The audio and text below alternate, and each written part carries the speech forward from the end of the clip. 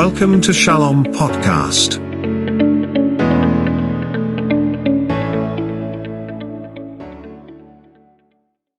അനുദിന ജീവിതത്തിലെ പ്രതിസന്ധികളും അതിന് തക്ക പരിഹാരങ്ങളുമായി പ്രശസ്ത കൗൺസിലിംഗ് സൈക്കോളജിസ്റ്റും മോട്ടിവേഷൻ സ്പീക്കറുമായ ഡിംപിൾ റിഷൻ ഷാലോം പോഡ്കാസ്റ്റിലൂടെ നമ്മോട് സംവദിക്കുന്നു.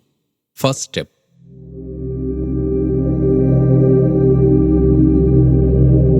പലപ്പോഴും നമ്മൾ ചിന്തിക്കാറുണ്ട്, എനിക്കിത് വന്നല്ലോ, എനിക്കിത് പറ്റിയല്ലോ.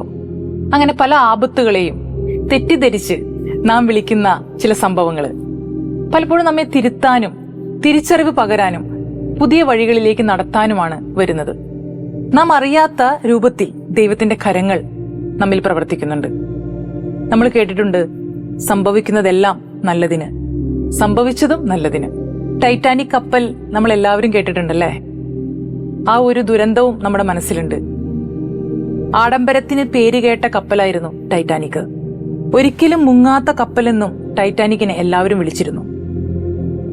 ക്ലാർക്ക് ആൻഡ് ഫാമിലി, ക്ലാർക്കും അദ്ദേഹത്തിന്റെ കുടുംബവും ഈ ഒരു ആഡംബര കപ്പലില് അന്ന് പോകാനായിട്ട് തയ്യാറെടുത്തിരുന്ന ആളുകളായിരുന്നു. കാത്തിരുന്ന ആ യാത്രയ്ക്കുള്ള എല്ലാ ഒരുക്കങ്ങളിലുമായിരുന്നു ക്ലാർക്കും കുടുംബവും. അവരുടെ ജീവിതാഭിലാഷമായിരുന്നു ഇത്രയും പ്രശസ്തമായ ഒരു കപ്പലിൽ കുടുംബത്തോടൊപ്പം ഒഴിവു ദിനം ചെലവഴിക്കുക എന്നത്. അതിനുവേണ്ടി സമ്പാദിച്ചു കൂട്ടിയ മുഴുവൻ പണവും ചെലവഴിച്ചുകൊണ്ട് കുടുംബത്തിനുള്ള ടിക്കറ്റ് അവരെടുത്തു. ടൈറ്റാനിക് പുറപ്പെടാൻ ഏതാനും ദിവസങ്ങൾ കൂടി മാത്രമുള്ളപ്പോൾ നാട്ടിലും വീട്ടിലും ആഘോഷങ്ങളൊക്കെ അലതല്ലി നടക്കുകയാണ്. ക്ലാർക്കും കുടുംബവും സന്തോഷത്തിലും ആഹ്ലാദത്തിലും യാത്രയെക്കുറിച്ചുള്ള പ്രതീക്ഷകളൊക്കെ ഇങ്ങനെ താലോലിച്ച് വരികയാണ്. എന്നാൽ യാത്രയുടെ 2 ദിവസം മുമ്പ് ക്ലാർക്കിന്റെ ചെറിയ മകനെ അവരുടെ വീട്ടിലെ വളർത്തുനായ കടിച്ചു. ഇതുമൂലം അവന്റെ കാലില് വളരെ ആഴത്തിലുള്ള ഒരു മുറിവ് പറ്റി. ഇതുവരെ ഒരാളെ പോലും മാന്തുക പോലും ചെയ്യാത്ത ആ നായയിൽ നിന്ന് ഈ സമയത്തുണ്ടായ ആ ഒരു പ്രവൃത്തി ആ കുടുംബാംഗങ്ങളെ എല്ലാം തന്നെ അങ്ങേയറ്റം നിരാശയിലാഴ്ത്തി. നായയെ കൊന്നുകളയാൻ വരെ അവർ ഒരുങ്ങി. എങ്കിലും ഇത്രയും കാലം അരുമയായി വളർത്തിയ നായയോട് ആ ക്രൂരത ചെയ്യാനായിട്ട് അവർക്ക് മനസ്സ് വന്നില്ല. കുഞ്ഞിനെ ഡോക്ടറെ കാണിച്ചു.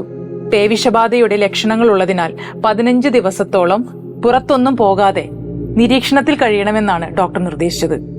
എന്തായി? ദിവസങ്ങളായി സ്വപ്നം കണ്ട ടൈറ്റാനിക്കിലെ യാത്ര അവർക്ക് ഉപേക്ഷിക്കേണ്ടി വന്നു. ടിക്കറ്റിന്റെ പണവും അവർക്ക് നഷ്ടപ്പെട്ടു.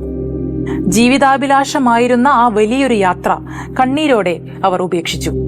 ടൈറ്റാനിക് തീരം വിട്ടിട്ട് 2 ദിവസങ്ങൾ കഴിഞ്ഞപ്പോൾ ആ വാർത്ത കേട്ട് അവർ ഞെട്ടിത്തിരിച്ചു. ഒരിക്കലും മുങ്ങില്ലെന്ന് പറഞ്ഞ ടൈറ്റാനിക് മുങ്ങിയിരിക്കുന്നു. നിരവധി പേർ അപകടത്തിൽ മരിച്ചിരിക്കുന്നു. ക്ലാർക്കും കുടുംബവും എന്ത് ചെയ്യണമെന്നറിയാതെ അത്ഭുതപ്പെട്ട് സ്തബ്ധരായി നിൽക്കുകയാണ്. വല്ലാത്ത മാനസികാവസ്ഥയിലായ അവർ തങ്ങളുടെ പ്രിയപ്പെട്ട വളർത്തുനായയെ ചേർത്ത് പിടിച്ചു. സ്നേഹാർപ്പണങ്ങൾ കൊണ്ടും സ്നേഹചുംബനങ്ങൾ കൊണ്ടും അതിനെ മൂടി. അങ്ങനെ ടൈറ്റാനിക്കിന്റെ ദുരന്ത വാർത്തകൾക്കിടയിലും സ്കോട്ട്ലാൻഡ് പത്രങ്ങളുടെ പേജുകൾക്കുള്ളിൽ ഒരു കുടുംബം തങ്ങളുടെ നായയെ ആശ്ലേഷിക്കുന്ന ചിത്രവും കൂടി ചരിത്രത്തിന്റെ ഭാഗമായി മാറി.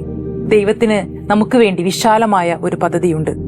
ഇപ്പോൾ തടസ്സമായി നിൽക്കുന്നത് പിന്നീട് മെച്ചപ്പെട്ട എന്തെങ്കിലും കൊണ്ടുതരാനായിരിക്കാം. ജീവിതം പല വെല്ലുവിളികളും കൊണ്ടുവരും. ചിലപ്പോൾ അത് നമ്മെ താഴേക്ക് തള്ളിയിടും.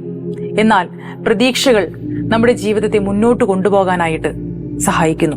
നമുക്ക് നിയന്ത്രണങ്ങളില്ലാത്ത കാര്യങ്ങളെ നിയന്ത്രിക്കാൻ ഒരിക്കലും ശ്രമിക്കരുത്. നമ്മുടെ റെസ്പോൺസിബിലിറ്റീസ് എന്താണോ അത് നിറവേറ്റുകയും അതിനുവേണ്ടി ഹാർഡ് വർക്ക് ചെയ്യുക. Thank you. First step. Shalom പോഡ്കാസ്റ്റിലൂടെ നമ്മോട് സംവദിച്ചത് പ്രശസ്ത കൗൺസിലിംഗ് സൈക്കോളജിസ്റ്റും മോട്ടിവേഷൻ സ്പീക്കറുമായ ഡിംപിൾ റിഷൻ.